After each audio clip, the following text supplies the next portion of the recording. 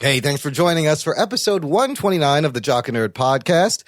We are continuing the Small Timber celebration along with a place to hang your cape for this episode. It's a celebration of the small press and small heroes and shrinking heroes. Joining us for this Small Timber episode is creator and writer of an amazing British indie comic book series, Afterlife Inc. Jock joins us all the way from the UK. And he's also part of Big Punch Studios. These cats have created their own multiverse over there in the UK comic scene. As always, links to everything we talk about in this episode you can find in the show notes at jockandnerd.com/129. Let's get geeky. It's the Jock and Nerd podcast with your hosts, Anthony and Imran.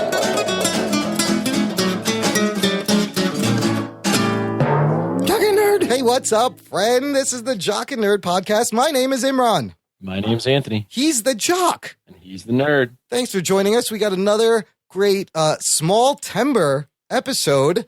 We're talking to comic book creator, publisher, writer Jock, who created this comic book, Afterlife Inc., and co-founded Big Punch Studios. I got to stop you right there. Yes. It wasn't we. This is a very different interview, listener. This is a one-on-one. It's the nerd and Jock. And here's why Anthony's not in the interview. I'm going to fully admit, because remember, hashtag undercover asshole, kind of my secret identity from a couple episodes ago. I booked this thing and I neglected to tell Anthony about it. I forgot or it slipped my mind, and turned out, Anthony, you had a wedding that day, didn't you? I did. No, yeah, you definitely, you openly booked it, not asking me. No. Just assuming that I would be free when I told you I wasn't going to be free, but you still booked it. Oh, and then asked me if I could join, and I'm like, Imran. I'm an ass. But, yeah, you're an ass, but it's fine. I'm sure the interview went great. You guys will listen to it shortly.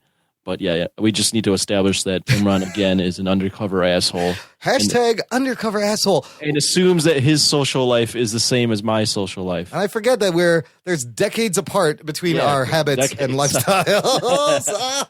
I wouldn't go decades, but yeah, I mean, there is Close. at least a decade or so. Plus, look, the other reason was this was another guy, David Malofsky from A Place to Hang Your Cape. He connected us for Small Timber. The guy had a Kickstarter running. I kind of wanted to, and he's in the UK, so it's got to be done on the weekend. Got to be the weekend. So it's a decent hour, and I wanted to promote his shit during the month of September /Small Timber. Now, I want to mention one quick thing that I forgot to talk about with him during the interview with Jock is writer Kieran Gillen, comic book writer. You may know him from, he used to write X-Men and Thor, and for Marvel now, he will be writing The Invincible Iron Man and Young Avengers. Kieran Gillen tweeted about Jock's book, Afterlife Inc. He said, Afterlife Inc. is one of the best British indie comics, and if you're unaware of it, definitely have a nose. Excited to support Volume 4. How awesome is that? I was like, this is a big-time fucking writer, and he backed the thing. Listener, check out this interview with Jock. Very interesting. Another guy from the UK indie comic scene. They're doing a lot of cool stuff out there. And stick around after the interview. We'll be back. I got some bonus audio I'm going to share with you. The Jock and Nerd podcast. Jock, thanks for joining us on the Jock and Nerd podcast, all the way from the future in the UK. How's it going, buddy? It's amazing. We have hoverboards here, but they're coal-powered. Coal-powered. Jesus, the future sucks, doesn't it? Only in Britain. Everywhere else it's wonderful. Where are you? Are you in London? No. Incredibly, I am in the thriving metropolis of Cheltenham, which no one has heard of. Well, we have. I don't know. Our most famous export is private schools. Basically, I think we have Cheltenham Ladies, which is world famous, and it looks like Hogwarts. That's about it. I think Madonna sent her daughter here. Or one of the doors. Oh, I see who's running that town over there. We have a lot of UK listeners, so they'll know where it is, and they're going to be like, I know. Yeah, no. That's very small-minded of me. I assumed it was mostly a US audience. No, but hello, UK friends. Talking to the world. This is podcasting. It's a global platform. I am happy to perform. I'm glad to be here. So, John, for the listeners here, as part of our ongoing Small Timber celebration with the awesome people over at A Place to Hang Your Cape, shout out to David Malofsky for this hookup, too, as well as, we talked to your buddy last week, Brett Uren, creator of Torso Bear, and he was awesome. And he is a very nice guy, actually, and as is David. And I thought you did a fine job of pronouncing Brett's surname. Except for that one time, that was completely, that wasn't even scripted. I screwed up and I left it in because, hey, that's life. It happens. Is it wrong, though? When I met Brett, my immediate honest reaction was that his surname was pronounced like Uren? That's what everyone had said that it sounds like it should be Brett Uren. That's what I thought too. So yeah, and he had to say no, and it's not urine, by the way. And I was like, it never even crossed my mind because I'm a bit slow sometimes. I never pick up on the most obvious things in front of me. But clearly, it's something you've been dealing with for a while. Well, yeah, kids can be cruel. Believe me. John is a writer of and creator of this awesome book called Afterlife Inc. John, and I love that this is like a true webcomic in the sense that you could read the whole thing online. This is like the slightly circuitous evolution of a book in that originally the first book I kind of uploaded as digital chapters online back in 2011. Wow. Then as we started, printing more books, I took it offline. And besides, I think maybe 5 people used to look at my old website. It's not an especially well-made or designed website. No, that's a lie. It's lovely. It just wasn't kind of, I guess, optimized for looking at webcomics. User-friendly. Oh, okay, right. Yeah. Yeah, there you go. It was not especially user-friendly. And now it's come full circle. And I decided to put the entire back catalogue up online. And I ended up teaching myself how to use WordPress and setting up a nice, hopefully rather sexy-looking site. I love it. It looks great, and it's kind of like the new model for comics that you got to adapt and jump in. Why don't you give us what's the convention pitch for Afterlife? Say you're at I'm sure you do conventions. Somebody walks up to your table and they're like, "Hey, how's it going? What's this book about?"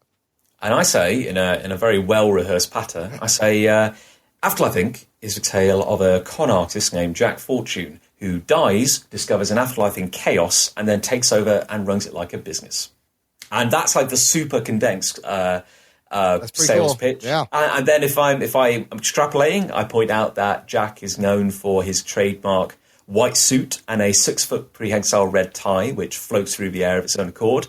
And that this all takes place in the Empyrean, which is the great golden city of the dead, a 7-tiered mysterious clockwork construct floating in the middle of an otherwise infinite white void. And it's all about the trials and tribulations of trying to modernize the afterlife and overturn literally an eternity of tradition while dealing with the dark secrets at the heart of their world. That is Afterlife Inc. There is so many clever ideas in there, and I just love the entrepreneurism in the afterworld. Before we dive into the characters, I have so many questions about these character designs. I want to know, when did you first fall in love with comics? Oh, my life. I mean, I think if you ask many people in the UK, but we have this kind of tradition dating back, I don't know, at least maybe even 100 years of kind of funnies, I guess, kind of just weekly, very cheap little joke humor comics like the Beano and the Dandy. And for me, it was hard. I mean, everyone I knew read those growing up, and they were quite kind of harmless and innocuous and not really, superhero-y or anything like that at all. But I remember these pivotal, I think maybe 3 pivotal moments that kind of turned me onto comics. And the first was when I was in primary school. So I think I must have been about 8 or 9. It was the start of a new term, sat down, lad next to me, this is a kid you're going to be sitting next to for a whole year. He had a comic with him. And it was called Sonic the Comic. Oh. And it was about Sonic the Hedgehog. Yeah. It was a UK licensed Sonic the Hedgehog comic. And seriously, though, they were given such free reign. And looking back at it now, I think it's amazing what they got away with. It was a main writer-artist duo of Nigel Kitching and Richard Elson. And I know Richard Elson has gone on to illustrate Thor for Marvel, and he does a lot of 2000 AD work. But they were just massive comic geeks.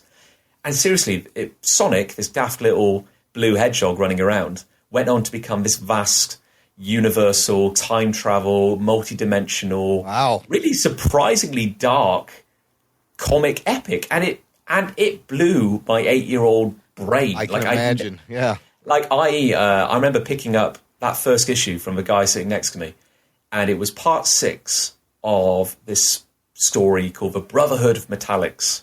And I just picked it up in the middle. There were tons of characters I didn't recognize, and it involved a time travel plot where these evil robots were going back in time to try and kill Dr. Robotnik in the past, because he was the one who had developed their self-destruct button in the present. Wow. And that was the only thing stopping them from taking over the world. And it was this epic time. And literally, the impact it had on me is almost impossible to overstate. That's a pretty high concept for like a kid's book based off a video game. I love that they just had free reign with the character and just went nuts with it. I feel like Sega just like sold the license and then just never checked in on them. It was absolutely insane. And I know, and there's a lot of people in the UK for who that was like this formative comic. Huh. Wow. I loved that. I loved that to bits. And me and my friends made our own rip-off comic in primary school, which was just a shameless knockoff, like drawn with crayons and pencils. But that very much kind of got me hooked on comics at an early age. And then, like at a later date, I remember picking up a UK reprint of some Marvel comics. Wow. And it was, do you remember Heroes Reborn? I think so. It was like, for many people, it's kind of like I guess like the low point of 90s comics. But for me, I loved every moment of it. It was when Marvel tempted back all the Image creators who defected, and they said, well, look, we can come back and work for us, and in return, we'll give you all our big hitters. So they gave like Rob Liefeld got Avengers, Jim Lee got, I think Jim Lee got Fantastic Four. They kind of like, they split up the main characters like that. This was, in 1996, 97. Okay. Yeah. And it was insane because the opening part of that, and clearly this became a defining part of my comic reading experience, was picking up stories in the middle of these big sagas and having no idea what was going on and loving it all the more that I didn't understand what was happening. Because it opened with Doctor Doom travelling back in time because Galactus has just blown up and eaten the world, and he has 24 hours to warn everyone. And then it ends with everyone dying. Sorry, spoilers. They're not able to save the day, and then Doctor Doom has to go back in time again. And I was instantly, this isn't the Spider-Man I recognise from the cartoons. This is weird, and I fell in love with it. That's interesting that you were just able to jump in the middle, and that really wasn't a concern back then. Whereas you look now, and they're just rebooting things year after year because they're just afraid. Oh, nobody's going to get it. It drives me mad. I just wish I could go for more than 12 months without renumbering or retitling a comic. It's so confusing. It really rubs me the wrong way. Yeah, during this time, 96, 97, I think I was in college. But yeah, they had, I see that reading here, they brought back Jim Lee and Rob Liefeld to do these things. That's pretty cool. You know what? My story is similar. I can relate it to, we have Archie comic books here. You know, all the kids. Oh, yeah. Growing up, we were reading Archie, and I still think I learned how to read because of Archie comic books, and that's where I fell in love with comics. When did you first start attempting to write your own comic? That was this is going back to primary school again, and it was, we made myself and a few friends who I'm still friends with now, actually, although they grew out of comics, and kind of like in that teenage period. But we made our shameless rip-off of Sonic the Comic, and we called it Big Punch. Ah, okay. Now we see where the name's coming from. There's a connection, yeah. And I realised, because we all drew, we were always drawing endlessly, and but I was definitely the worst artist in the three of us. And I somehow just had these ideas for stories, and without even being old enough to really realise the role I was taking on, I started writing the scripts. And we produced 4 issues. I mean, like a print run of 1 per comic. But stapled together? And no, actually put in all hand drawn, only one copy. Put in like these kind of like a clear plastic folder thing, like you'd have with like these little sleeves in, and we still have them to this day, and they're kind of like practically laminated for prosperity. And it's like what you would submit your school reports in. Yeah, exactly. And I somehow ended up becoming the writer, and I guess you could say the rest is history. Early on, but then how is it when you wanted to start seriously, doing this as a career? What point at what point in your life were you like, you know what, I want to write comics for real? I'm an adult now. Well, it's kind of weird because everyone, as I kind of hinted, like this was something we did in primary school, right. And when we went across secondary school, so kind of like age 11 onwards, kind of running around saying you made like a comic about imitation hedgehogs was not the best way to ingratiate yourself with a new school. No, so not cutting. Okay. I very quickly learned to maybe just keep that side of myself quiet, and I would just kind of never even writing them down. I just always have these stories in my head, and I was just running through scenarios in my brain. And at some point, I just made the switch to obviously using human characters rather than persisting with hedgehogs, and which was really that was like discovering fire. That really just took me to a whole new level. And I had a little project in my brain, which was probably the most teenage, most 90s comic you could ever imagine, entirely born out of all the stuff I loved reading, called Dark Force. Okay. And it was, I think I've described it as gnarly, maybe a bit radical. There was a lot of spikes and chains and angels and demons, and it meant a lot to me. But I realised it was almost impossible to describe to people. Like people would say, "Oh, right, you want to make comics, do you? What's it about?" And after half an hour of me trying to explain, they kind of get this glazed look in their eye, and they go like, "See, it's about everything and nothing at the same time. And maybe you should streamline this a bit, a little more focus." But I mean, I was quite leaning towards like the sciences at school, and I actually went to university. I studied biological sciences. That's actually my background. That's fascinating. How you get from biological sciences to writing comic books. How does that happen? This is the thing, because I realised that as much as I love science, and I genuinely did, or I wouldn't have spent so many years studying it, the only thing that was kind of making me happy was my writing. Like this was the thing that made me feel special in my own little way. And I realised that I was an all right student, but I was never quite, top of the class. And I realised I could probably spend my entire life kind of doing science, and maybe I could strive, but maybe I don't know if I'd ever really contribute to the field of science, or whether I'd end up doing anything wonderful or revolutionary. But in my comics, I kind of felt, it's going to sound incredibly pretentious, but I felt like maybe I could make a difference in telling stories. Sure. Because it's like I would never claim that I could tell the best story, but I genuinely felt that I could tell a John Locke story, and no one else in the world would be able to tell a John Locke story. And suddenly that felt like, it was like a calling. It was like I was always stuck on this path, and it would have to be comics one way or another.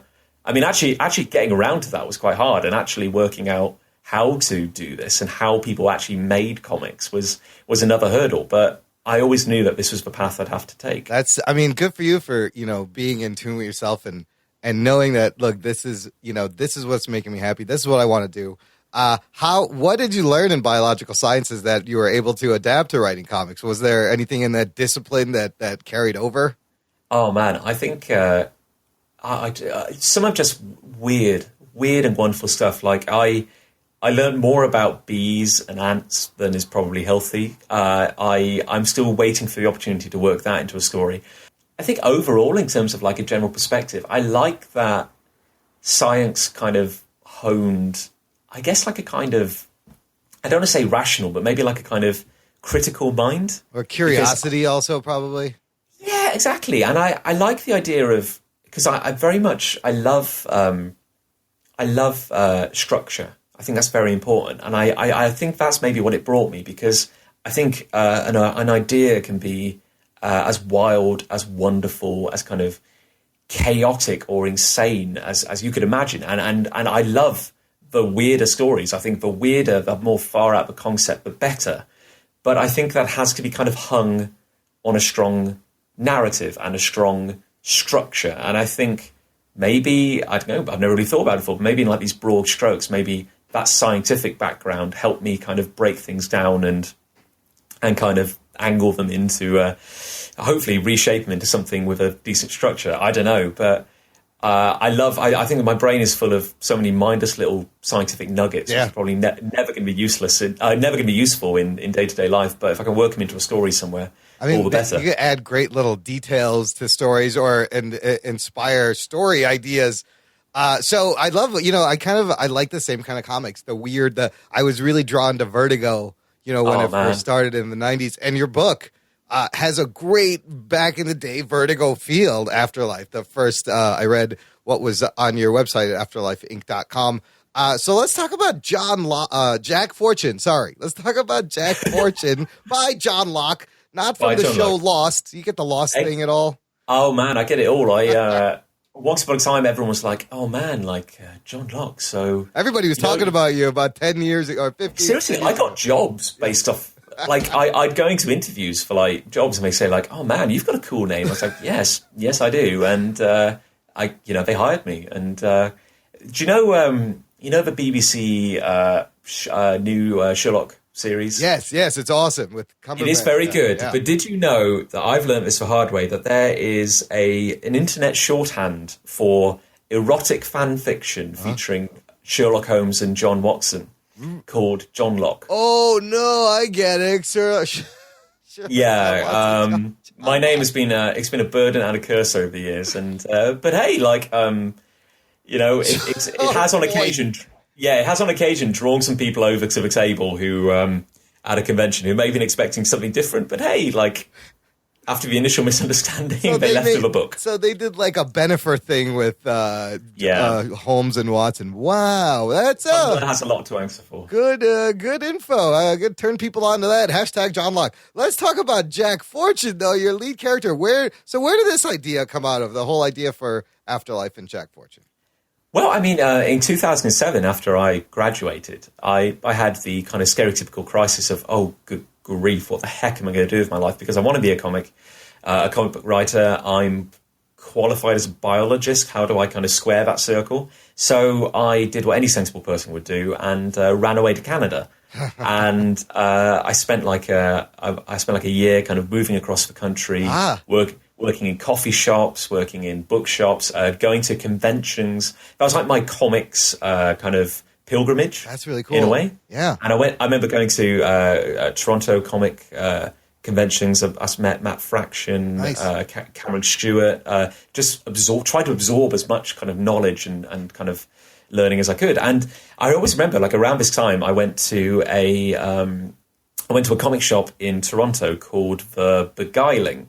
Okay. Which is quite famous. I learned after the fact. It has its own kind of reputation, and I think Neil Gaiman has done a few readings there, that kind of thing. But I remember talking to the manager, talking to the guy who owned it, and I said, "Hey, I was fresh out of uni. I was 21 or so, and I was saying hey, I've got this idea. I'm going to make a comic. I'm going to do this. It was always gonna, and I had all these plans." And he just kind of he said, "I'm going to stop you there." And he looked at me and he said, "There is nothing more overrated than a good idea." And it honestly, it hit me like a train. I was just kind of, wow. And I was devastated. And I remember thinking, at first I was like, how dare he? How dare he say this to me? How dare he kind of crush my dreams like this? But it actually really stuck with me. And I realized that I'm always talking about doing stuff. I'm never actually doing it. When am I going to do this? And I also realised, because I met Cameron Stewart, and I was telling him about Dark Force, which I was still kind of holding a torch for, and he said, "It's massive, man." He was saying, "This is ridiculous." He said, "You need to start small. You need to tell smaller stories. Don't dive in and try and do your 70-issue Sandman." You wanted to do a big opus. Oh, my life, yeah. I was kind of full of, I was still shaking off that teenage kind of, righteousness and everything. And so I got kind of like knocked down a few pegs, and I needed it. I absolutely needed it.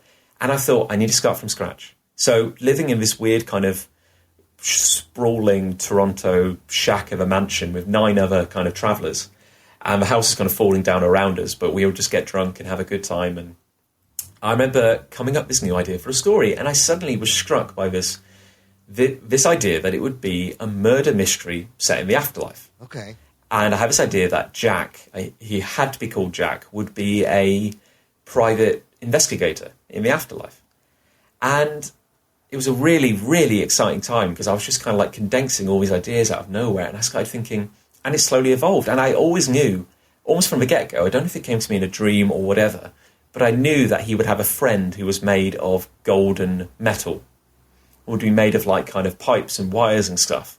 And I knew that there would be a giant who was on fire, that kind of thing. Yeah. And somehow it just completely flipped and became Afterlife Inc. And almost immediately from the ether, it was, they're going to live, the afterlife is going to be called the Empyrean, and it's going to be this kind of Dante-esque kind of tiered structure. And I was like, 7, so it's got to be 7 layers, and we need 7 board members. Oh, wait, and there were once, like, the afterlife was once ruled by archangels, and now there's only 1 left. And, like, one of my colleagues at the Starbucks I was working in, she had a Labrador called Lux. Okay. And I had this idea for this character who was utterly, utterly jet black, but had kind of a great big blue mohawk and kind of Hellboy-esque gauntlets. And I was like, oh, man, perfect name for her. And there was, like, a little sachet of sugar. This is, slightly circuitous, but it's kind of... we sold this, we gave away these little packs of sugar at Starbucks. And one of the symbols on the sugar was of like a kind of dancing, like a man with a big broad hat and a guitar strumming. And for some reason I was like, oh my life, that could be one of the archangels. That could be like one of the most powerful beings in the afterlife. And that led to the creation of Annahel, who's another one of the major characters. And slowly it all just kind of, I don't know where it was from. Like I with the character of Jack, I was utterly convinced that this idea of a guy in a white suit with a really, really long floating red tie had been done. I was utterly convinced that I'd stolen that from someone, like subconsciously. And I kept kind of looking around, asking people, saying, does this look like something? Have I nicked this unintentionally? Where does this come from? And nobody answered. And I thought, well, screw it. I'm going to have to run with it. And it's great. It's so iconic. It's really, it's really clever because you have a lot of ingredients, some other things, but that's not, it's combined to be like such a great original concept. Like Jack Fortune himself reminds me a little bit of the Hellblazer. The whole concept is kind of like Sandman meets Hellblazer, but there's a little bit of like Total Recall, a little bit of Chuck Palahniuk Fight Club. The tie also reminds me of like Spawn's cape, but it's also very anime. Yeah. It's also like, and it's so in silhouette, it's iconic. I just gotta ask, like, where did that tie idea come from? I honestly wish I could say, but it was just one of these things which just kind of sprung fully formed. Because I really like characters. I mean, like who are maybe not super. I mean, like we can't really escape superheroes because it's kind of like everything. It's the foundations of all the comics we read, really. But like, I loved superhero characters because they were so, fundamentally at their design, they're meant to be iconic. Like they're meant to, if you could break a superhero down to just a symbol, that's fantastic. And like, I love characters who maybe didn't have any powers, were just kind of like a regular guy, but they had a symbol or one icon that made them instantly recognizable. I mean, like Rorschach is a good example. Yeah. I think I was reading Atomic Robo, and they had the character of Jack Tarrow, who just had like a bandana across his face and like an Omega symbol, and it was just something to make them stand out. One iconic thing, yeah. And it's a difference between being, a regular human and being a superhuman. So even though, like, obviously, Afterlife, I think, is not a superhero comic, the suit and the tie is kind of like Jack's costume. Yep. It's his super suit. It's the shield on his chest. It's how he fights the world, by having this kind of unconquerable, polished, silver-tongued image, and that's all part of the package. He is corporate, and this is his kind of his mask. The tie is great though, because like as an artist, like I've also been an illustrator, and I've been drawing those superheroes since I was a kid. You love drawing the cape. That's always fun. Now you've taken this tie and allowed the artist to have the same fun they would have with a cape. It's just with the tie. Oh man, well, thank you. I mean, it's kind of weird. Like I am not an artist. No, I can barely draw to save my life. But I used to draw a lot for pleasure. Like I really did. I was just designing characters all the time. And I don't know if that kind of stuck with me, because I do not have the skills to draw a comic. I wish I did. I honestly wish I did. But all my characters look like like a Da Vinci drawing. Kind of like utterly fixed, straight at the camera. Oh yeah, like arms stretched out. Well, but great, if great for character design, right? Not if you have an idea and you can quickly flesh out your character for your artist, that just helps them even more. Well, here's the thing. I mean, I was able to sketch all my characters, and because I really knew in my heart of hearts how they had to look, and they weren't certainly not work of arts. I mean, I think I scanned them, put them into MS Paint. Oh boy! And coloured them in MS Paint using just the click and click fill, and then I was able to give those to actually an artist and say, look, this is how I think they're going to look. Can you help kind of bring them to life? And I think certainly before I really knew what I was doing, and having a very loose, I guess, editorial style, before I even knew I was acting as an editor, I would let artists have a lot of freedom. And certainly in the original book, where we had so many different artists involved, Lux, for example, who is an angel. She is head of security in the Afterlife. She was meant to be utterly black, like the Void, like a lot of.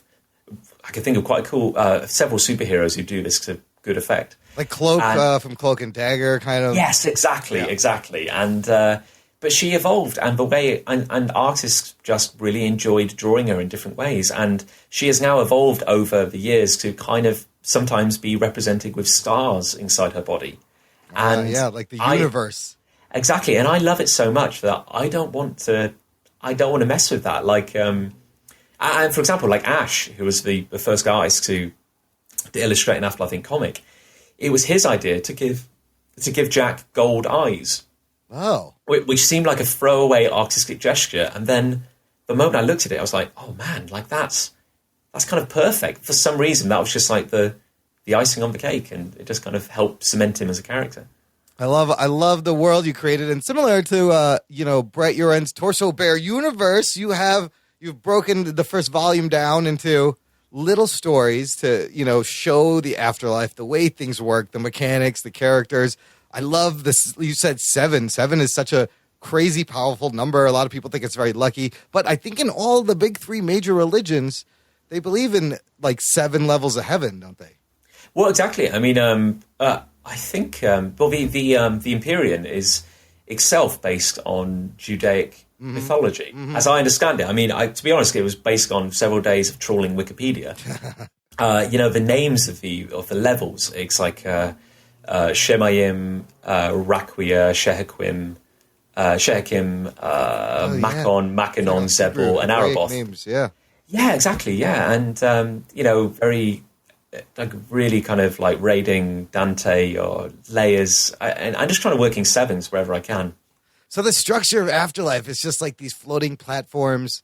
I love it. I love how the parts where people think they don't know they're dead and they're just arriving there, and he's got a business card and there's a commercial. The man's just an entrepreneur, and then the different things you throw at it, like the one where there was a technological AI death. I thought that was fascinating. He goes, this is our first AI death resident. Do you ever get the feeling like you may have peaked too soon? I'm so proud of that story. And that was like the second one I wrote. And I'm like, damn it, it never got better from that point on. I love that story to bits. And I feel like that was me trying to be Warren Ellis. That was like my kind of... that was my high concept, short page count kind of experiment. And I love that story to bits. I absolutely do. I also love the issue where you're cutting back with Alice in Wonderland. Like you wrote very C.S. Lewis-y. Like it seemed like he really wrote that. It was so dead on the tone of Alice in Wonderland. And I love the cutting back from the black and white to the the full page, and she's falling, like how she sees the afterlife in her own weird way. Well, thank you. I mean, with the first book, I may have like inadvertently created the impression that I was literary or in some way kind of intelligent and well-read, because we had all these weird illusions in the first book, and I don't ask me why it worked out that way, but we had obviously Alice in Wonderland, we had a Sherlock Holmes story, we had Arthur Conan Doyle pop up in the epilogue, and I feel like, oh, good grief, like I've set the bar quite high here. Like, is this meant to be like an intelligent story or not? And but then like we made it up, and by the time we got to the third book, we just had like an infestation of stupid, sexy vampires and a giant walking factory vampire god kind of rampaging through the city, having kaiju-esque battles with that's awesome. Who's our 100-foot-tall flaming blue lion. So I feel we were successful in throwing any pretensions to respectability out the window. After these messages, we'll be right back. Hey, Imran. Hey, Rug Boy. Wouldn't it be great, since we're putting out all this great shows and great content, that our listeners could support us in some kind of way, maybe with a website or something? You know what? I got an idea. Hang tight, I'll be right back. Jock and Nerd! All right, listener, we have a virtual tip jar. Wowie zowie! It's called Patreon. Visit jockandnerd.com/Patreon, and you can support the show and help us help you. How you do that? You can make monthly donations, whether it be $1, 50 cents, $5, or you can donate in one large sum and you get bonus content, and it only helps improve the show by getting us on better platforms and better equipment. Jocktastic! I hear change jingling in your pocket. Don't fucking fuck me over, guys. Do it! What's up, everybody? It's your boy, JT. Cody, Jacob. Whiskey TK. Hey, Jock and Nerds, this is Insert Coin to Continue.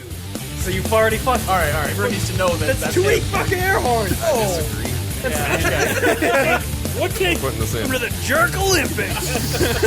Just go that for Roll with it. Please check us out at insertcoincontinue.ca. And on Twitter at credit number 2 continue. Bye. Peace. In a world where so many podcasts offer TV and movie news, along comes another one filled to the brim with podcasty goodness that is only slightly better at best. Admit it, you're always looking for a new brand of meaningless movie nonsense in your podcast diet. Look for the 365 Flicks podcast on Twitter, iTunes, Stitcher, and all good third-party podcast apps. You can also swing by the Facebook page. Come join in on the adventures of Kev, a pissy ex-video store clerk. And Chris, a Scottish Whedon Hall. We're your vocal heroes of pissy opinion. We bring you all the latest TV and movie news, reviews, and general geeky rants, as well as a bunch of top 5s that you really won't care about. So whether you're Team Iron Man or Team Cap, you're Team Batman or Team Superman, drop on by the 365 Flicks podcast, where the Chris versus Kev Civil War never stops. This is the podcast you're looking for.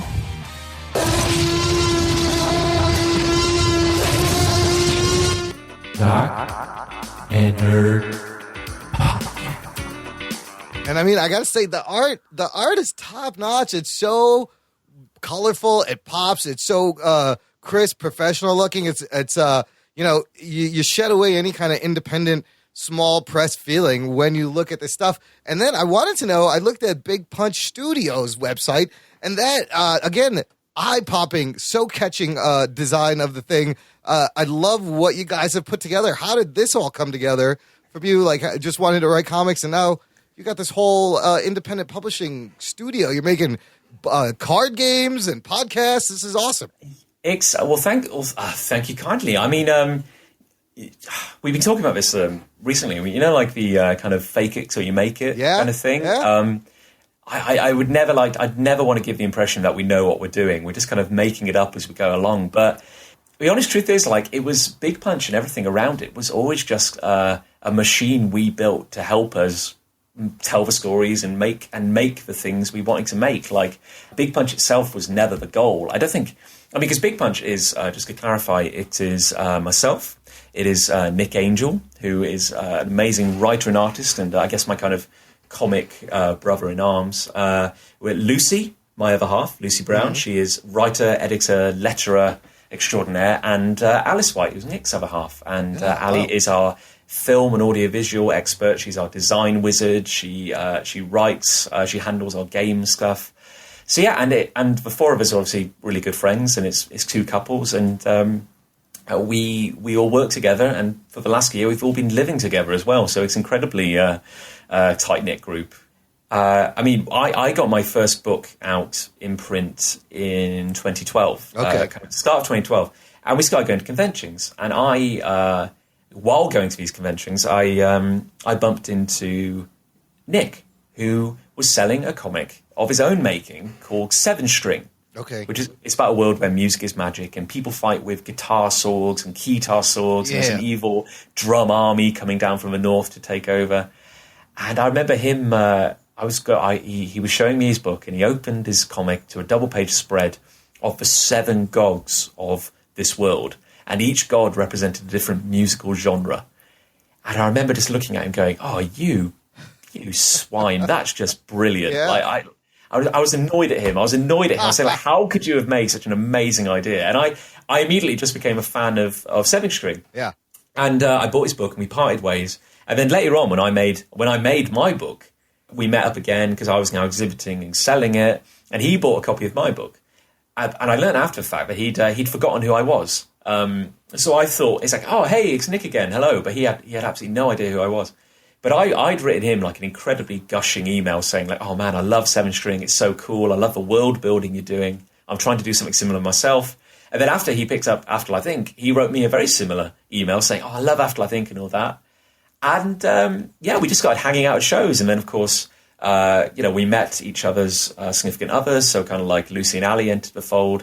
And then kind of like on our third meeting, just like you do, we decided to go on holiday together. It was really weird, actually. And we just kind of, we went up and we went up to Yorkshire. We stayed in a cottage. We played games and we talked about stories. And we had this daft idea to do a crossover.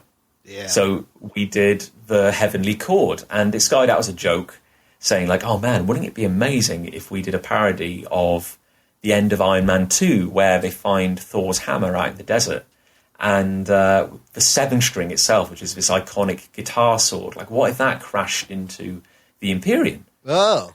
And we kind of we laughed about it, said, "Yeah, that would be daft. Wouldn't that be funny?" And then we kind of paused for a minute, and we're like, "Why don't we do that? Like, why not?" And we ended up making a whole graphic novel out of it. And to date, it is one of the things I'm most proud of. It is so much fun. I love it. I loved every minute of working on it. It was our kind of love letter to like Silver Age comics and kind of like a tear in the multiverse and just 2 random characters meeting. That's great. It's called Heavenly Chord. The Heavenly Chord, and you can read it on the website as well. It's all up at afterlifeinc.com. And we made the mistake, or the wonderful decision, you could say, to leave it all in canon. So without really intending to, we'd created a shared multiverse. Cool. And we both had massive world-building plans for our own stories that went beyond Seven String and Afterlife Inc. We had so many other titles we were working on. And we just decided to merge it all. And we became a collective for like 6 months. Then we became a limited company, and suddenly Big Punch was born. And now we publish Afterlife Inc., we publish Seven String, we publish Cat and Meringue, which is Nick's comic about a cat and a meringue sailing the ocean in a catamaran, having daffodil adventures. Wait, what do you mean a meringue? Like the food? Like a fluffy egg yolk? He's actually a delicious pudding. He's the delicious treat in it, but I love the play on words. It's great. Nick is the king of puns. He absolutely loves it. And we do, on top of that, we do a quarterly magazine called Big Punch Magazine, or BPM, which is available as a subscription. So that's like 46 full-colour pages every 3 months. And we've published our first card game as well, Sandwich Masters. Sandwich Masters. How do you play Sandwich Masters? What's the objective? The objective is to make sandwiches to order and earn the most money you can in a limited amount of time, while also avoiding the health inspector and sabotaging other people's sandwiches. That's awesome. It's like a turn-based card game thingy? Yeah, it's quite fast-paced, and you get order cards. So like cards get dealt onto the table, and it will say like ham and cheese sandwich, and it needs like 2 bread, a piece of ham, a piece of cheese, yeah. and you have a handful of ingredients, and you start kind of slapping the ingredients down and trying to build a sandwich. And the idea is that the customer is so hungry that they will eat anything. They don't care what goes in the sandwich. The moment you close it with a slice of bread, you get the money. It's fine. So every ingredient also has an evil counterpart. So if you're after like a quick buck and you don't care about standards, for example, we have beef. We also have raw beef, which is a cow. Yeah. We have ham. We have barbed wire ham, which is ham with barbed wire in it. And so you can just slap these ingredients down, and it's like a risk. So you can build a sandwich quicker by using bad ingredients. But then if someone plays a health inspector card in front of you, you have to throw away the sandwiches or bribe them. So you could just throw shit together and hope you don't get caught. Basically, people do. That is fun. We kickstarted it back in September, and we were successful enough, luckily enough, to get the game made. And as we speak, it is with some publishers. So we may find a home for it. We may be able to, let this baby go out into the world and, So wait, you've got it created, but it's not, you don't have it like mass produced? Well, that's the thing. I mean, even, we're still, we're not massive and we're still operating on a kind of indie level. So yeah, we were able to print, better part of say 1,000 units. Okay. But, that's not going to last forever. Yeah. And if we want to do another print run, we've got to think, oh, heck, how do we get the money together? Or do we try and find a publisher who has bigger resources than we will ever will? Or I guess maybe not ever, but certainly bigger resources than we do right now. And then they can take it to a bigger audience and we can start working on the next game. Because we've got kind of games, lined up that we want to develop. That's great. Yeah, it's great diversity because, we talked with Brett also how comic book stores nowadays, here in America anyways, they're 75% card games and board games and Pokemon and Magic and like 25% comic books in the back if you can find them. Oh, I know. And then, of course, it's like, is it a floppy or is it a graphic novel? Right, yeah. Yeah, and it's like, to be fair, these are, it's that kind of thing which we think about a lot. And, like I said, Big Punch is ultimately just a machine that enables us to better tell and distribute our stories. But we have to think very hard about, the audience. So what does the audience want these days? And, do they care about, stapled comics? Do they care about slimline books, or do they prefer graphic novels? Do they prefer digital content, or do they want something nice and physical? So we don't really see ourselves as business people at all, but we're trying to be savvy. We're trying to think because comics are hard. Absolutely. Like making a living in comics is notoriously difficult. So we're always trying to think of a new direction to take our stuff in. It's fantastic, and the time is right for this kind of thing. You guys, I think you're using all your resources well. I myself, in the early 2000s, was part of this really small company called Shadowfish Comics when we were trying to produce cool independent comics. Yeah, it was a really great name. It was, we had the guy running it splurge to get a table. I think it was at Wizard World back then, and we were and it was very expensive. We were, instead of being an artist alley, he's like, you know what, fuck it, we're gonna be right with Marvel, with DC. We're going to go right up there. So he kind of blew it all on this one table, and it was a lot of fun. We did a lot of the little conventions, but this is pre-webcomic, pre any social media. It was so hard to, all your time. But nowadays, I feel like there's, with Kickstarters, with Patreons, with digital comics, with social media, you guys have a really cozy indie UK comic scene out there. Everybody knows each other. Everybody's supporting each other's Kickstarters. It's just such a great community, I'm noticing. It certainly is wonderful. And I mean, in many ways, I don't think I could have found a better time to be getting into comics. Circa 2011, when I started making my first book, there was suddenly this like explosion of do-it-yourself tools. It was suddenly like there were small printers that like an indie creator could turn to. You could like produce. I still hold it up. You could produce kind of work of equal quality to the big two and produce books which looked good. Like maybe you're only printing like a few hundred at a time, but, there's no reason that just because something is indie, it has to look, I guess, kind of amateur in any way. Right. Yeah, and it's like, we always wanted to strive to a certain level of quality. I think with that kind of, I guess, like a democratization of I guess, professional level production. It's both like a blessing and a curse, because it's wonderful because now I say just about anyone can make a great looking book. The flip side is that now everyone is making great looking books, and how do you stand out? That's probably the biggest hurdle. And I think the big change is the digital revolution, and not just comic books, across all mediums. Any kind of content producer, whether you're making a podcast or music or movies, the barrier for entry is like so low, and it's very easy to get the quality up there. And it's very exciting, just like ourselves. We can put out a show. It sounds good. Now, the flip side, like you said, there's tons of shit out there, and having it rise to the top, it's just you got to just focus on the content more. And unfortunately, a little bit the promotion, which is the part that, like, wow, that's draining to constantly be promoted. That is the really hard part. I mean, you have to be a jack of all trades. To be fair, I often feel like everything I've done or achieved in comics has been a reaction to the fact that all I ever wanted was for someone to do it for me. You know what I mean? Like, I had this dream, this naive dream as a kid, that the way you got started as a writer was to walk into a convention with like a kind of a printed script. You ran off on your home printer, kind of waving it above the air, saying, "I've got a script. Who wants to buy it?" And suddenly everyone would leap forward, and suddenly your career would begin. But of course, it never worked that way. And I had to learn that, like, I never wanted to be a self-publisher, but suddenly I had to realize that, oh heck, no one's going to do it for me. No, I've got to get on it. I've got to start talking to artists. I've got to, save up from my day job, find some money to, start paying artists, that kind of thing. And that's how I got started. That was the hurdle.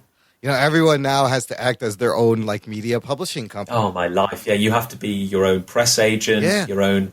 You have to negotiate with printers. You've got to run your social media account. It's exhausting. Like, it is. You learn a lot, but it is very exhausting.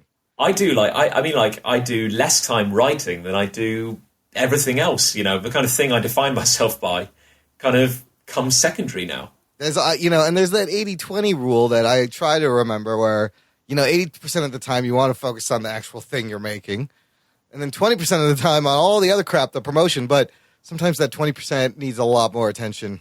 Yeah, man. And you've got to sleep at some point as well. That's the hard part. I'm terrible for kind of running myself into the ground. Like, every time we've run a major crowdfunding project, I've almost like clockwork fallen ill.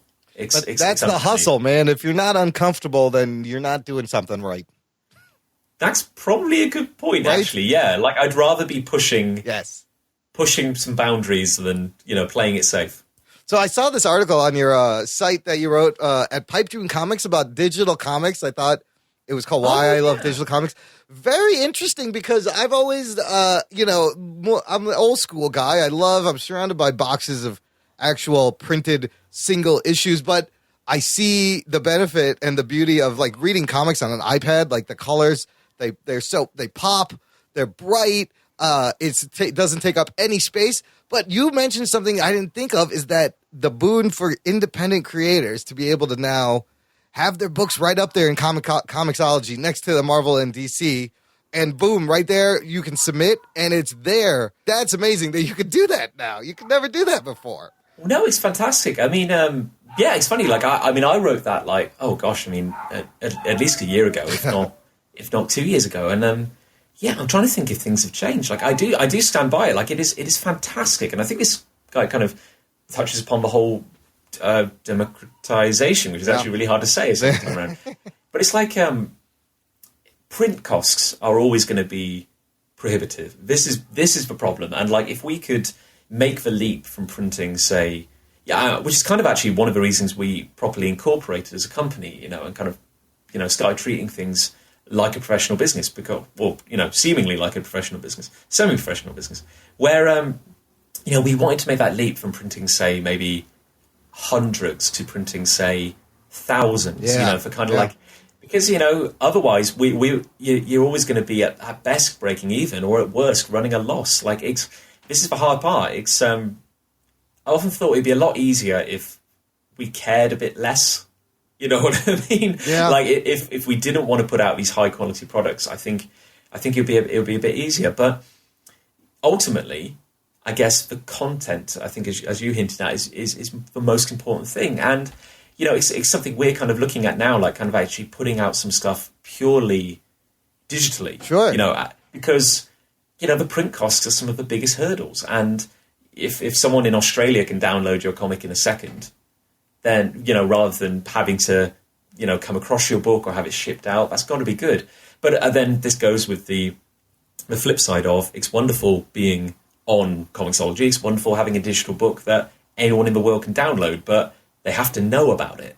This is the challenge. It's actually promoting it, getting the word out there. Well, that's the thing is, how do you transition an online reader to, first of all, you could put this up and you could see if there's interest and demand before you even think about printing it. And so if the demand is there, you're like, okay, I think I can sell these. But then if you're offering this, how do you transition from someone from downloading digitally to actually buying a hard copy these days?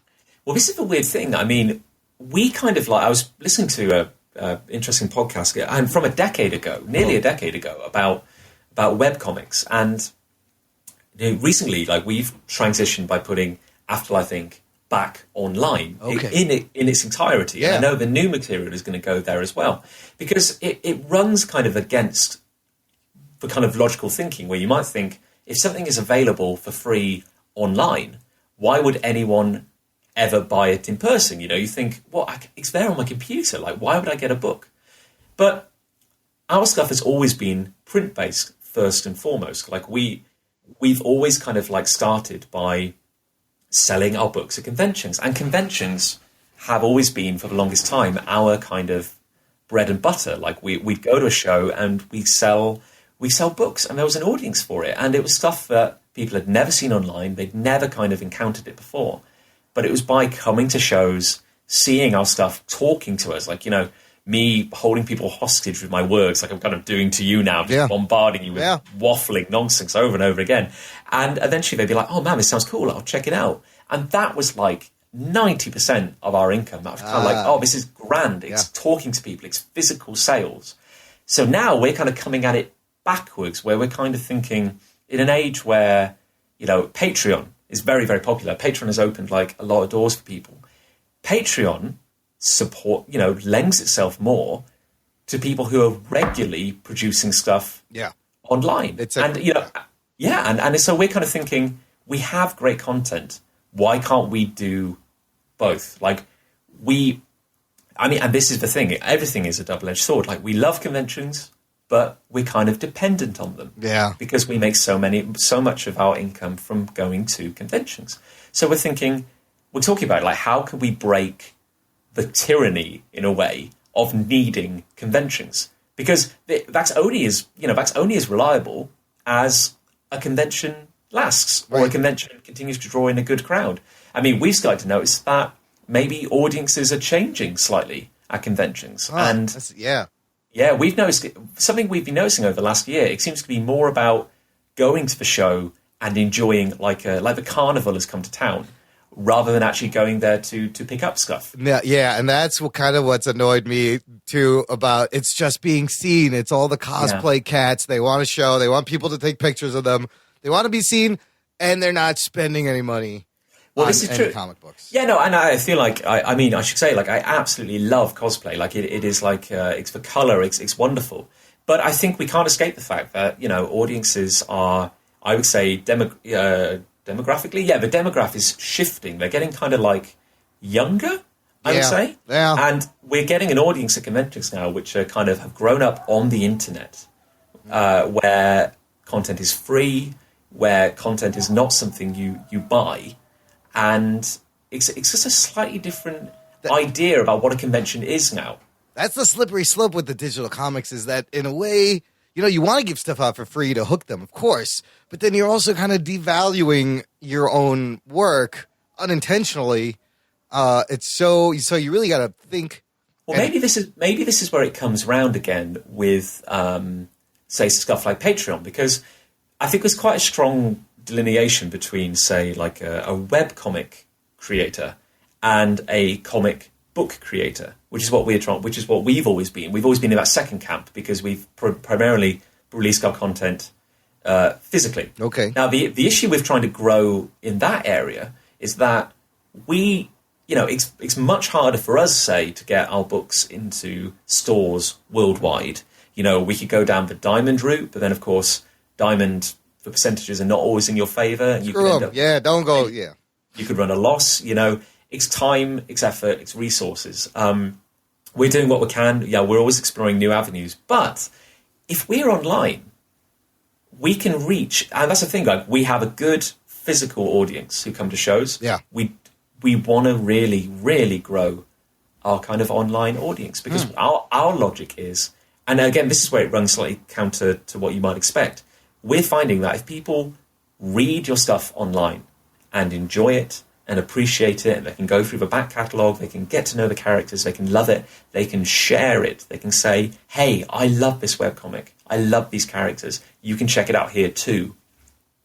We're starting to see now where maybe this is the growth of like a more, I don't know, socially conscious, aware kind of online consumer base, but people are now supporting a lot of their creators online. Yeah. And so now when people go to a show, we're thinking, we don't want to be so reliant on people discovering us. We want people to come over and go, hey, that's Afterlife Inc. I love you guys online. I'd like to get the trade paperback, that kind of thing. So that's kind of what we're thinking, because we worry that if we remain too dependent on conventions and entirely just the word of mouth of spreading the word at shows, we could suffer if conventions are going the way they seem to be, which is where less and less sales on the weekend. I mean, I saw a video, I think it was your Patreon video, and it showed your convention booth, and you guys seem to have a pretty big footprint. It looked very impressive. Like, it was a big, lots of books, big square, very colorful. Well, thank you. I mean, again, fake it till you make it. Like, we've always been in the Comic Village. Certainly in the last couple of years, we have, on rare occasions, we don't do it every show, but we have made the leap into a booth. And that's been wonderful. And it's been nice to be able to have kind of organically reached a point where we're like, hey, for this show, for this big London show, we have MCM London, which is like, it's the biggest one on our calendar. And we're able to say, hey, we know this is a massive show. There's going to be 200,000 people through the doors this weekend. Let's go for that booth. Let's go for a bigger presence. It's a good risk. It's a good risk, and it'll pay off. I mean, you work your way up to it. No, you're right. You need to be in control of your own destiny there, not in the conventions. And this digital word of mouth, that's what everybody is pushing for. It's just getting something. Maybe something goes viral. Getting people to tell their friends. And again, this is the part where, like, I listen to myself talking, and I realize oh grief, I probably sound like the most cynical businessman you can imagine. But, like, this is just what we're doing to survive. If we keep doing the same thing over and over again, we can't blame ourselves if things go bad. And it's like, we want to tell stories. That's the passion. Like, we want to make these comics a reality. And so to do that, we kind of have to be responsible and kind of like, try and treat our company with a bit of self-respect and think, how are we going to treat it right? How are we going to protect it? How are we going to keep ourselves in this wonderful position where we can tell stories? And I think all this kind of business junk has come secondary, and it's something we've had to pick up, even though it was something we never really wanted to. But at the core of it is this idea that we care massively about the quality of our books. No, and it shows, man. The art, it's top notch. The quality's top notch, but it's smart. That's the problem artists have, and I had the same thing. It's like, you're not a businessman. You just want to make the art, and the other side, the business end of creating art, requires a very specific set of skills. You have to be the Liam Neeson of the art world. A little bit. You got to be pushy. You can't be afraid to put yourself out there. So you guys, I love how you're running a Kickstarter, you're using Kickstarter and Patreon. We talked about Patreon. We also have Patreon. We kind of talk about it as like an exclusive fan club, where you get bonus audio and stuff. But for people who don't know, Kickstarter is more like a one-time deal. Patreon's great for the ongoing, like you said, webcomic. Any content which is regularly updating, I think Patreon is perfect. Podcasts, videos, games, comics, and there's tons of people there. What kind of difference in strategy have you found between the Kickstarter and the Patreon? Well, I mean, it's interesting you mentioned that because I don't feel... It's like our Patreon is a smaller aspect of what we do, and we're hoping that as we start kind of producing more digital content, maybe that could become more of a thing.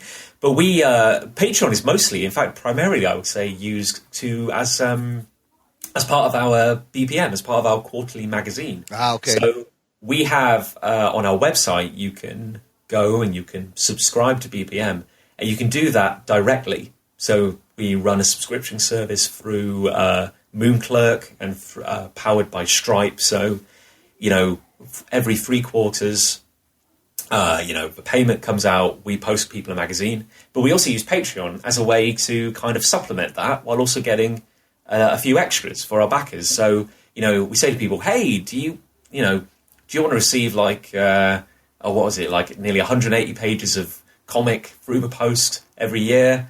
Then, hey, you can either subscribe, which is great, or if you want to back us on Patreon for the same amount, give or take, you get the magazine, but you also get a few extras. So you get free downloads of all our podcasts, you get behind-the-scenes stuff, that kind of thing. So at the moment, they're both kind of like, they're both kind of supporting each other. That's great. Ways. Yeah. No, that's smart. Does the BPM, the subscription, is that like a physical comic or that you get a... Physical comic, yeah. You actually get it mailed, old school, right? Old school, yeah, snail mail, yeah. We even have a few going across to the US as well, so we do go global. Right on, and I did have a question about all the comics under Big Punch Comics. Are they all in the same universe then? Yes, they really are. So Cuckoos really are, yeah. and Orb, all these things technically exist. Wow, that's awesome! In the same universe. In fact, we really wanted it to be like a multiverse in your pocket, and that's awesome. Rather than having to pick up like 20 different titles to understand what's happening. But yeah, indeed, Cuckoos, in fact, by its very concept, it's about characters who can move between universes. So that's very integral to it. Orb is its own thing. 99 Swords is its own thing. But if you look in the background, there are some characters who have already popped up in every title. And even like in Seven String and Afterlife Inc., which are our two kind of like, the founding fathers, the two big brothers of all our books. There's, the stuff that's happening in BPM is going to have implications for them and vice versa. And wow, that's cool. Yeah, like we're nothing if not ambitious, and we're coming to the end of year 2 of BPM, and I guess all I can say is that things are really going to kick off in year 4. So wow. we have plans which will be, shall we say, title spanning. So very exciting. Very exciting. That's great. No, the multiverse is great. What about, you guys ever thought about crossovers with other independent properties? Like, I know you're buddies with Brett Uren. Yes. What would happen if Jack runs into Torso Bear at some point? To be fair, I have no idea. I mean, to be fair, I would love to be involved in Torso Bear. Maybe me and Brett should talk about that at some point. But I feel like the one downside to forming Big Punch is that we've kind of almost closed the door in a way to other, right? Because we have such a tight little internal mythology now. Where I know for a fact, we did turn down one opportunity to be involved in a bigger kind of crossover because we were we're so sorry, guys. It's simply that we're kind of doing our own little kind of thing here, and we if say Jack appears in another comic, that's gonna people are gonna be like, oh, does that make that part of the Big Punch multiverse as well? That kind of thing. So we're trying to keep just a little delineation there. That's interesting. Yeah. Which is not to say that out of kind of outside of canon, we couldn't have our characters kind of having a bit of fun in another comic, but. You kind of closed yourself off into your little universe. Double-edged sword. That's probably going to be the subtitle of this episode. It's simply there's a pro and a con to everything. So you got your Kickstarter for Afterlife Inc. Volume 4, and it's winding down. You guys seem to be doing good. How big are these volumes? How many pages are these? Well, book 4 is going to be our biggest one yet at 172 pages. Wow. And that's kind of excluding the Book of Life, which was a great big hardback we kickstarted back in 2014, which was collecting books 1, 2, and 3 of Afterlife Inc. And it weighed about 2 kilos and had about nearly 400 pages in it. It was, tremendous tremendously heavy and dangerous. I always like a book you could kill a man with. And, that's a nice coffee table book. Yeah, no, but man, I love that to bits. But no, Afterlife, I think Volume 4 is, again, I am trying to make the kind of comics I grew up reading as a kid. And so I grew up reading Marvel, DC, kind of Vertigo, a few Image trades. And it was always like, 6 issues, 6 times 22, and there's a graphic novel. And so, Man-Made God is a 6-chapter storyline. Each chapter is 22 pages. And with a few extras thrown in, that takes to 172. For the listener, man, if you guys are looking for something different, if you're burnt out on mainstream superhero comics, perhaps check out everything these guys do, because the art is top notch, the writing is great, the ideas are awesome. I really enjoyed reading the Afterlife that you have up, because it sucked me in, and just such clever, deep concepts, and and heaven and hell themes seem to be very popular these days. They really do. They really do. Yeah, with Outcast and your Preacher and Constantine. But I love all that stuff. So what I love that you're using Patreon and Kickstarter, because your Kickstarter is winding down now. When this show comes out, this is going to be out for a while. People aren't going to have a chance to back it, perhaps. But the Patreon is always there, so they can always go and support you ongoing. Hey, well, and if they wanted to, that would genuinely mean the world, because we're only going to be kind of amping up everything we do on the Patreon front, and certainly everything that people can get by backing us. And we certainly hope it's a nice enough deal at the moment if you want to become a patron of us, but it's only going to get better, and we're really going to expand the package we offer. So, we hope it's an attractive package. And then will there be Volume 5? What's next? Oh man, I'm going to be doing this till I'm old and grey. No, there will be. If I can bring Afterlife Inc. in at 9 volumes, I will consider it concise. Like I've always known where the series was going to end. I've always had a definite end in mind. Okay, good. Originally, it was going to be 6. It was going to be 6 books. Yeah. It was going to be the rise and fall of Afterlife Inc. There was going to be an absolute ending, and it was going to break my heart, but I was going to do it. And then I got sidetracked, and I made 1 book, and I made 2 books, and I made 3 books, which were never part of the original plan. So with book 4, I finally reached a point where, I needed to train, I needed to get better as a writer, and I realised that now I've reached a point where I'm ready to start telling the main story arc of Afterlife Inc. And you were just warming up this whole time. I had to, yeah. I felt like I was playing with fire. Like I couldn't trust myself until I was good enough to make a start. And with book 4, this is where it begins. And I hope a lot of exciting stuff will start with Man-Made God, book 4, and it could really, really kickstart the rest of the series. John, for the listener, why don't you give out plug all the sites and URLs where you want the listener to come check you out and say hello. Hey, well, thank you kindly. I would say the hub for everything we do, be it our games, our podcasts, our magazines, or our graphic novels, is www.bigpunchstudios.com, spelt exactly as it sounds. And from there, you can find a link to everything, including our store. If you want to read Afterlife Inc., the entire backstory to date is available to read online at www.afterlife-inc.com. And we are absolutely running a Kickstarter at the moment. I don't know if it will still be running by the time you hear this, but links are on all our websites. And I hope you like what you see, because it's an absolute joy to make, but it's an even greater joy to know that people enjoy it. So I hope you like. I'll put all the links in the show notes for the listener, but listener, just go check it out, and you'll see that it's a fun world to explore everything that Big Punch does. John Locke, not from Lost, thank you so much for your time. We're gonna spread the word about Afterlife and Big Punch and turn people on to this great little UK. I got to thank David Malofsky, man, for turning me on, because talking to Brett and Torso Bear, and now talking to you.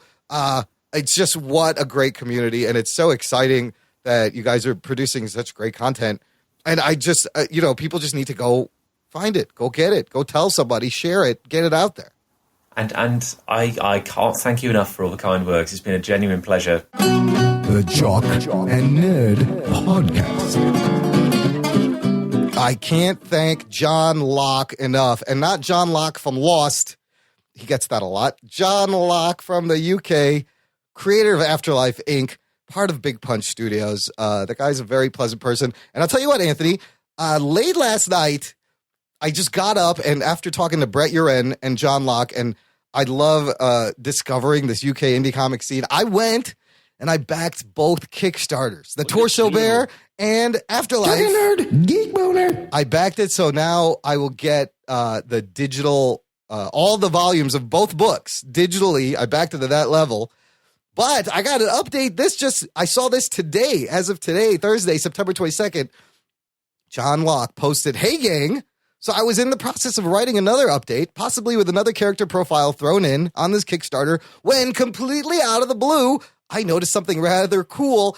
Afterlife Inc. Volume 4 is 100% funded. Oh, shit. There you go. Congrats. He hit his fucking thing. So, this show, I was afraid it wasn't going to come out in time for people to, check out his Kickstarter, but it doesn't matter. He made it, and Volume 4 will be coming out of Afterlife Inc. It's very cool. And I don't know if last night, I don't know if my little couple of bucks helped push it over, but hey, I'm going to think that it did. I would take credit for it. I'd be like, yeah, fuck yeah, I'm the one that I funded this. I did it. I did it. #, undercover asshole. Oh, you should tweet that you did it, like that you got it funded. Well, I tweeted out that I backed it. You should tweet out that you you got your project funded. Like you should just take full ownership. I'm taking all the credit. Yeah. I really got to work on my undercover asshole persona. I'm taking all the credit. Oh, we take the credit even though our show hasn't come out yet and it's already funded. I think you should take the credit. You weren't even a part of it. You didn't do shit. And Anthony, listen, we did a great job getting Afterlife Inc. funded, Anthony. We did a fantastic job. Me personally, I think I did the best job promoting this shit. Okay, check it out. I said before. By shit, I mean like his thing. I don't mean it's shit. It's not shit. It's quite good. The art is fantastic. Check it out anyways. Visit the show notes for this episode. You'll find links to all of it. You can actually read the whole comic book for free. He put up like the first 2-3 versions up as a webcomic. It's a lot of fun. But I mentioned I was going to share some bonus audio. And at the beginning of our conversation, John and I, we were talking about accents. And he said he had listened to the Brett Uren show. He really liked it. He was like, oh, it was a great show. And he had some questions and observations about our accents, Anthony. Oh, yeah? Check it out. I was thinking, I love, and sorry, it's going to be some of the most stupidly British thing to say in the world, but I love both your accents for kind of like different reasons. And I wanted to ask, because I've been listening to a lot of American podcasts lately. Yeah. And Anthony's, I'm getting it right, it is Anthony. Yeah. His accent reminded me of a Kevin Smith movie. And Randall from Clerks, he sounded just like Randall. Oh, Randall. Huh, I never, I'm going to have to do some kind of like a sound comparison clip. I never, that didn't occur to me. Is he from New Jersey? No, Anthony is from the Midwest. Oh, okay. Wow, right. Yeah. And are you from Philadelphia? Nope. I was born in Chicago. I am so sorry. I've been listening to old podcast called Webcomics Weekly. Yes. And Brad Geiger, who's on that, and I think he's the creator of the webcomic Evil Inc. His laugh was just like yours. And I remember, all I could see were like these kind of comparisons. I was like, oh man, I have to ask it. And I'm going to sound like an idiot when I ask. No, that's very interesting. So the point is, what's hilarious to discover is that they can't discern our fucking accents, just like we think all of their accents are the same, like Cockney or like London, like whatever. It's just British. And I always think of 365 Flicks. Kevin and Chris always mention how people, they think both of them are English or both of them are Scottish, or you can't figure out which one is Scottish, it all sounds the same to us fucking Yankees. Yeah, it's funny that they thought my accent was East Coast. I'm actually had some visitors from Vancouver. Yeah. And they were making fun of my accent too. They were like, you over enunciate your A's. You Chicago. that's Midwest accent. Yeah. I say accent. Yeah. They're like, no, accent. it's accent. No, it's accent. Accent. That's the Midwest accent. Yeah. You always go to the Are you familiar with Randall from Clerks? No, I have not. I've never seen Clerks. You kind of. I could see how he kind of gets that. I sound like Randall. Randall's a very snarky and. I was hoping you had a clip of Randall. Well, I may. That's all bullshit, man. You know what the real problem here is? I was born. You should shit or get off the pot. I should shit or get off the pot. Yeah, you should shit or get off the pot. What the hell are you talking about? I'm talking about this thing you have, this inability to improve your station in life. Fuck you. It's true, man. You sit there and blame life for dealing you a cruddy hand. Never once. All right, we're good. Do you think you sound like him? Not particularly. Not particularly. I mean, I think my voice is a little deeper. Yeah. He's got kind of like a whine to his voice, and he's got like talking, man, like we're talking. Yeah. Like he's got the little bit more of the East Coast vibe, where I'm definitely more a little bit Midwest.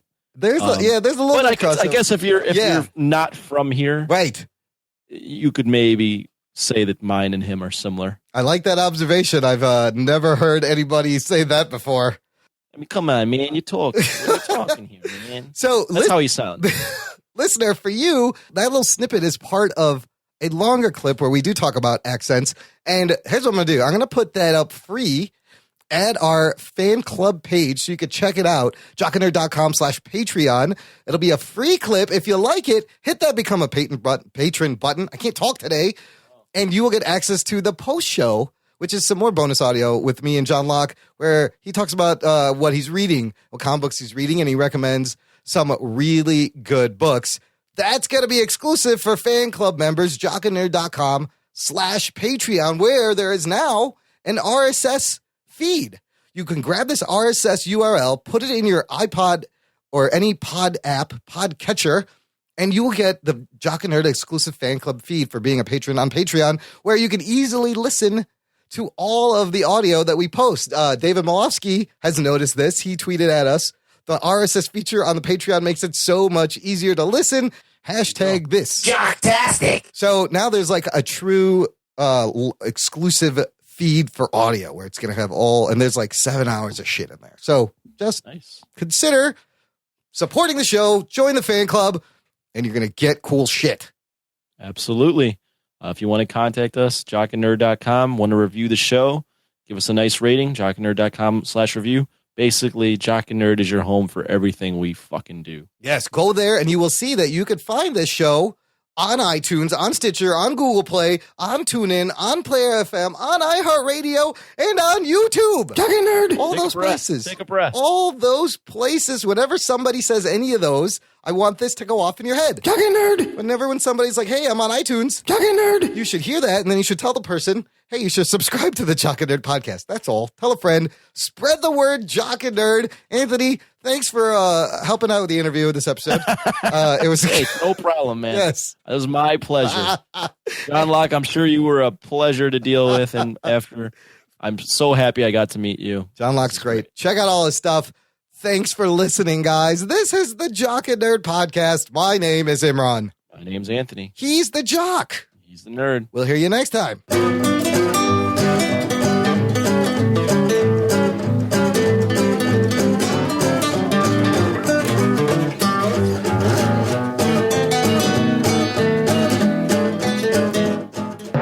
Jock and Nerd.